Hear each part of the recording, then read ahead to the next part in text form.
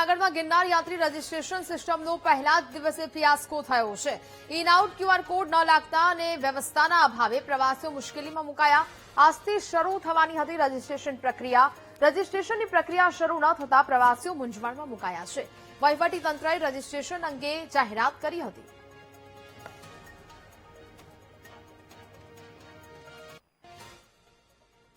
शाम को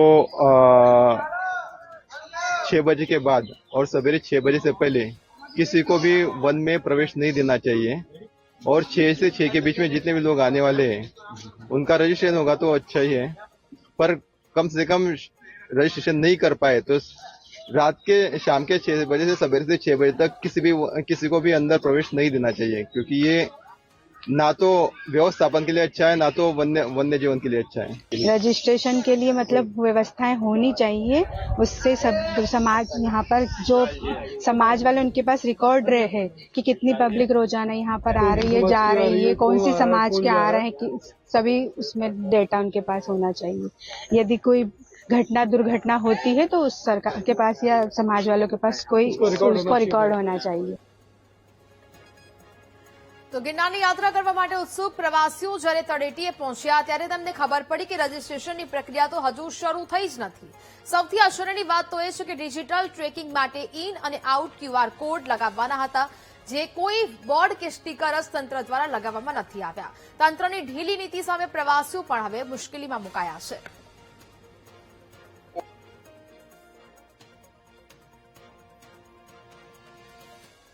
જૂનાગઢ ગિરનાર પર્વત પર એક અઠવાડિયા પહેલા એક બાળકને સિંહે ફાડે ખાધો હતો અને તે ઘટના બની હતી, તેને લઈ ચટકારી માહોલ જામ્યો હતો। જે ત્યારબાદ જે વન વિભાગ તેમજ જે વહીવટી તંત્ર દ્વારા સજાગ કરવામાં આવ્યું છે।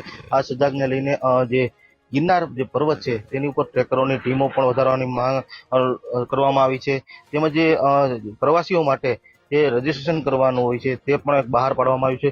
ગઈકાલથી આ નિયમ બહાર પાડવામાં આવ્યો છે, ત્યારે આજે વહેલી સવારથી આ પ્રવાસીઓ માટે જે ઇન અને આઉટ માટે રજીસ્ટ્રેશન કરવાની જાહેરાત કરવામાં આવી હતી, પણ છતાં જે વાત છે તે કોઈ પણ જાતનું અહીં જોવા નથી મળતું। પ્રવાસીઓ એક જ માંગ કરી રહ્યા છે કે આ વહેલી તકે જે રજીસ્ટ્રેશન શરૂ કરવામાં આવે તેવી માંગ કરી રહ્યા છે, કેમ કે સુરક્ષાને લઈને પણ જે આ નિયમ બહાર પાડવામાં આવ્યા છે તે વહેલી તકે શરૂ કરવામાં આવે તેવી પ્રવાસીઓ માંગ કરી રહ્યા છે। જય વિરાણી, વીટીવી ન્યૂઝ, જૂનાગઢ।